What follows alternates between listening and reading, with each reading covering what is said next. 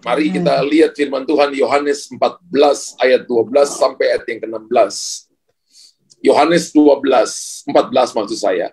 Ayat 12 sampai ayat yang ke-16. Aku berkata kepadamu, sesungguhnya barang siapa percaya kepadaku, ia akan melakukan juga pekerjaan-pekerjaan yang aku lakukan. Bahkan pekerjaan-pekerjaan yang lebih besar daripada itu. Sebab aku pergi kepada Bapa.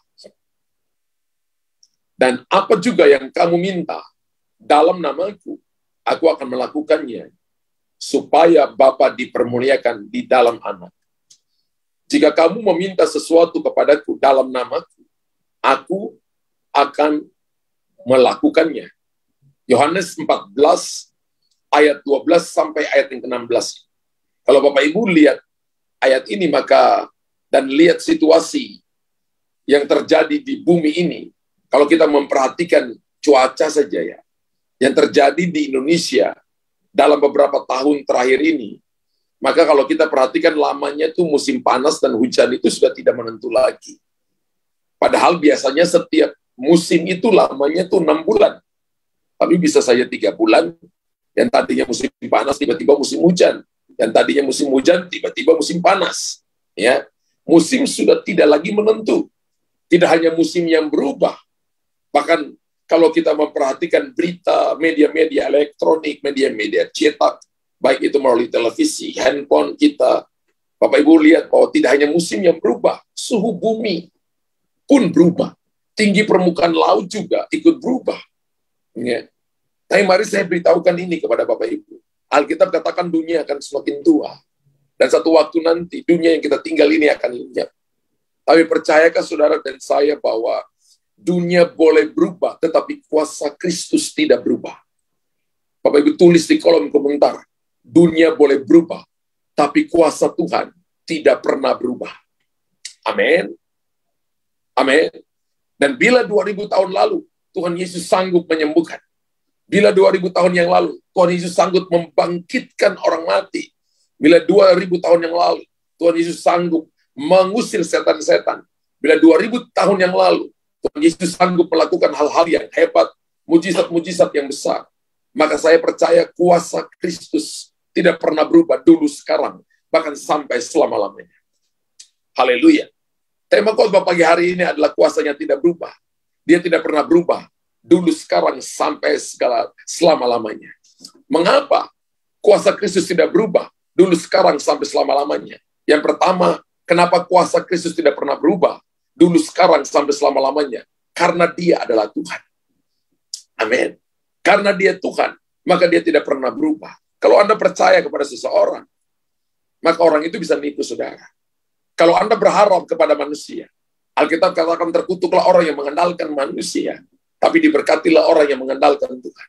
Yeremia 17 ayat 5 sampai ayat yang ke-7. Dalam Yohanes 10 ayat yang ke-30, multimedia bantu saya. Yohanes 10 ayat 30, Yesus berkata, aku dan Bapa adalah satu. Ya. Aku dan Bapa adalah satu. Wow, Yesus berkata bahwa ia satu dengan Bapanya. Artinya Yesus sehakikat dengan Bapanya. Di mana kemahakuasaan, kemahatahuan, kemahadiran Bapa terdapat dalam dirinya. Jadi Yesus dan Bapa tidak bisa dipisahkan. Yesus dan Bapa adalah satu. Dan hal ini menunjukkan bahwa Yesus yang kita sembah adalah Allah yang maha kuasa, Allah yang maha tahu, Allah yang maha hadir. Bahkan karena dia dan Bapa adalah satu. Pernahkah saudara dan saya mengalami kuasa Tuhan dalam hidup? Ketika Bapak Ibu dan saya percaya bahwa Yesus dan Bapa adalah satu, maka Anda akan melihat mujizat terjadi. Anda akan lihat perkara-perkara besar terjadi. Bahwa kuasanya tidak pernah berubah. Kalau sampai hari ini, Anda tetap percaya kepada Tuhan, maka mujizat yang terjadi ribuan tahun yang lalu masih juga terjadi sampai hari ini. Karena kuasanya tidak pernah berubah. Hal yang kedua, kita belajar bahwa Yesus tetap sama dulu, sekarang, dan selama-lamanya. Amin. Ibrani 13 ayat yang ke-8. Firman Allah berkata, Yesus Kristus tetap sama baik kemarin maupun hari ini dan sampai selama-lamanya.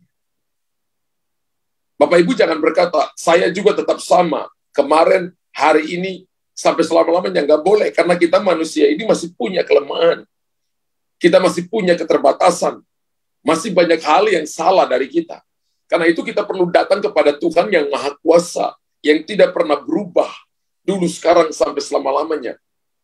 Apa yang tidak pernah berubah dari Tuhan? Kuasanya. Apa yang tidak pernah berubah dari Tuhan? Kesetiaannya.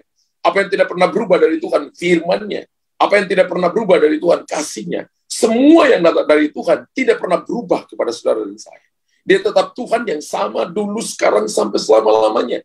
Dalam ayat ini firman Tuhan ingin menunjukkan bahwa kasih, kuasa, kemurahan, kesetiaan, pertolongan, pribadi Tuhan itu tetap sama dulu, sekarang, sampai selama-lamanya. Satu waktu saya ketemu dengan seseorang, ya, seorang jemaat, ya, dan dia berkata kepada saya, "Pastor, Tuhan tidak sayang saya."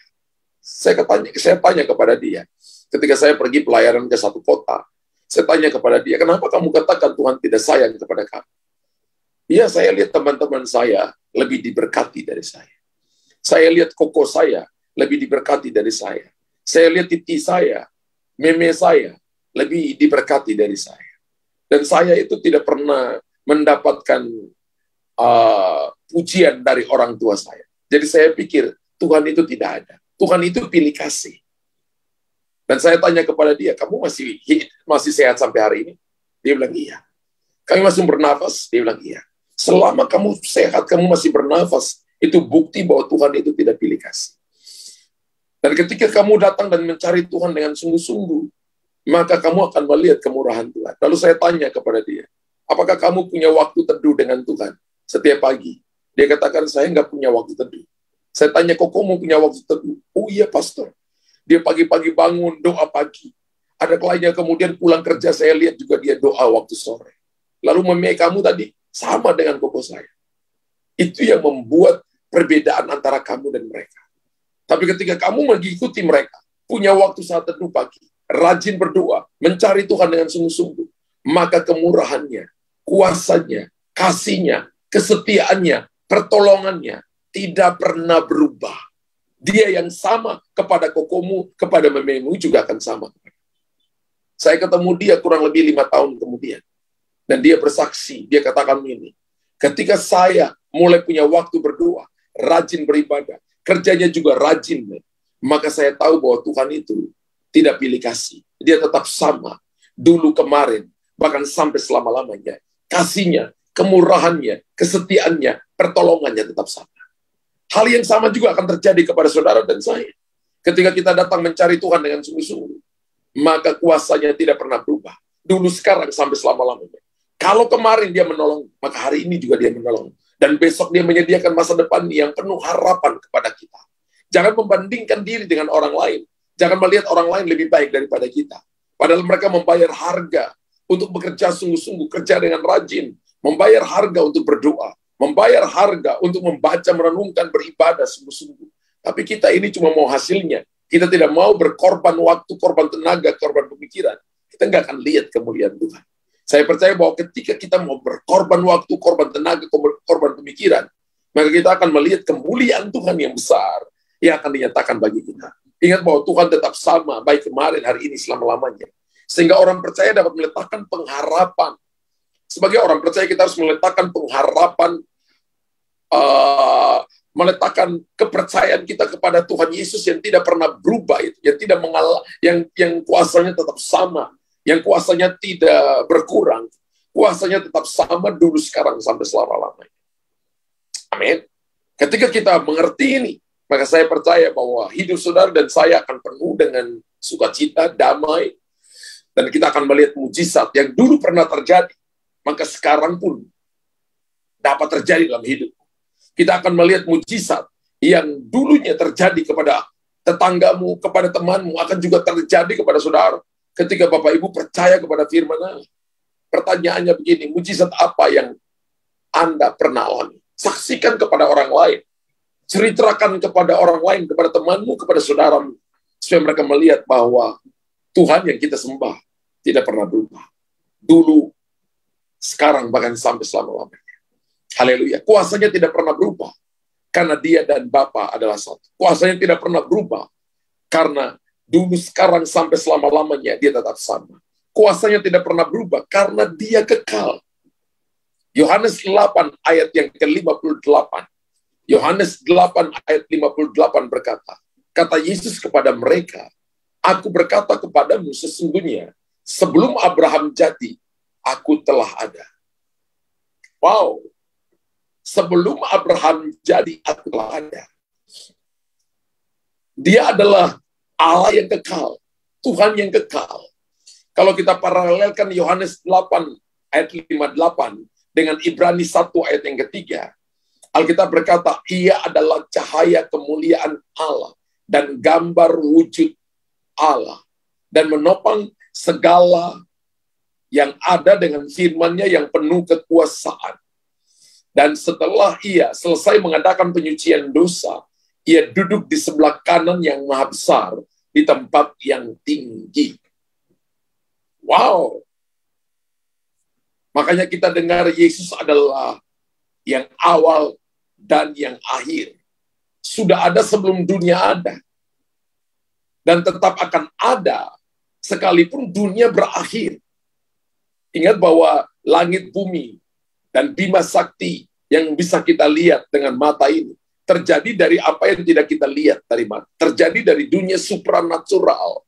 Kejadian pasal yang pertama menceritakan, Alkitab katakan gini, bahwa Tuhan menciptakan semua yang ada ini dengan firman-Nya. Yesus ada sebelum semuanya ini ada. Dia adalah yang awal dan yang akhir. Sudah ada sebelum dunia ada dan tetap ada sekalipun dunia berakhir. Berarti Tuhan kita adalah Tuhan yang kekal. Bapak Ibu jangan mengharapkan pertolongan dari para dukun, paranormal. Jangan mengharapkan pertolongan dari orang-orang yang Bapak Ibu andalkan. Karena hidup mereka tidak kekal. Tapi andalkan pertolongan daripada Tuhan yang kekal. Yang sudah ada sebelum dunia ini ada. Yang sanggup menolong saudara dan saya. Yang mengerti akan apa yang saudara dan saya lakukan. Yang bisa memberikan jalan keluar dan kekuatan kepada kita. Dan hal ini membuktikan bahwa kuasa yang terdapat dalam diri Kristus adalah kekal adanya. Ketika kita datang kepada kuasa yang kekal, maka kita akan melihat perkara-perkara yang luar biasa yang akan Tuhan nyatakan dalam kehidupan kita.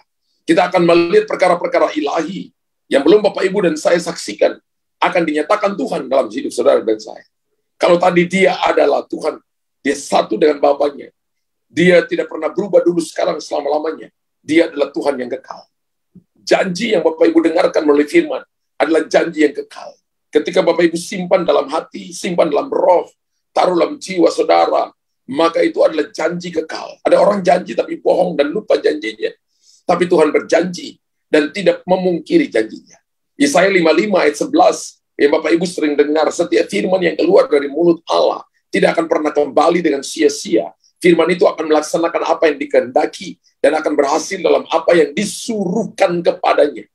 Dalam terjemahan Alkitab King James Version dikatakan begini, firman yang keluar dari mulut Allah tidak akan pernah kembali dengan tidak menghasilkan buah. Artinya setiap kali Bapak Ibu sampaikan firman kepada seseorang, jangan pikir bahwa itu akan berlalu sia-sia. No. Dia akan kembali dengan menghasilkan buah. Dia akan kembali dan orang itu akan bertobat. Dia akan kembali, orang itu akan diubah. Dia akan kembali, firman itu akan kembali dan akan melihat bahwa kehidupan, bahwa akan melihat keadaan, situasi akan diubahkan oleh Tuhan. Ketika Bapak Ibu ucapkan firman, maka itu firman yang kekal. Ketika Bapak Ibu percaya firman, maka Bapak Ibu punya warisan yang kekal. Berapa banyak yang mau dapat warisan yang kekal? Simpan firman dalam hati, tulis, saya mau terima warisan kekal yang diberikan Tuhan kepadaku, yaitu firman-Nya. Haleluya. Bahwa kuasa yang terdapat dalam diri Kristus itu adalah kekal adanya. Ketika Bapak Ibu simpan firman, maka Bapak Ibu menyimpan kuasa kekal, kehidupan kekal.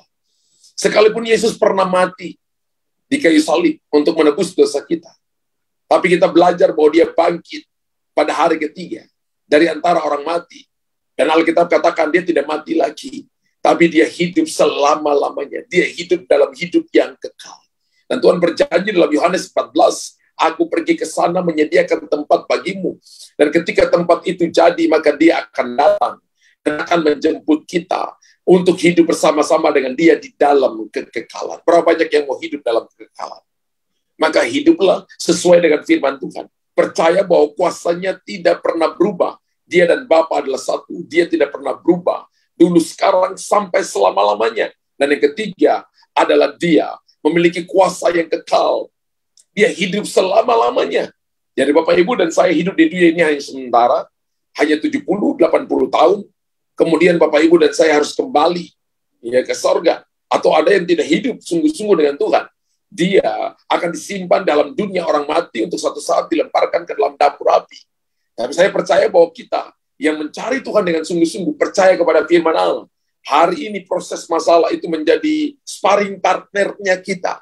Kita mengerti bahwa Tuhan tidak meninggalkan kita. Janji-janjinya ya dan amin. Maka kita akan melihat perkara besar. Bukankah hal ini membuktikan bahwa Yesus Kristus adalah yang maha kuasa, yang maha kekal, yang maha abadi. Kita menerima dia sebagai Tuhan dan Juru Selamat. Anda menerima kuasanya. Anda menerima kuasa kekal itu. Dan saudara dan saya akan menikmati perjalanan hidup di mana Tuhan akan tuntun kita. Jangan takut dengan masalah dan persoalan. Jangan takut dengan tantangan yang ada. Percayalah bahwa kuasanya tidak pernah berubah. Yang percaya dan sudah terima firman Tuhan ini, tulis di kolom komentar, amin. Tuhan memberkati saudara dan saya.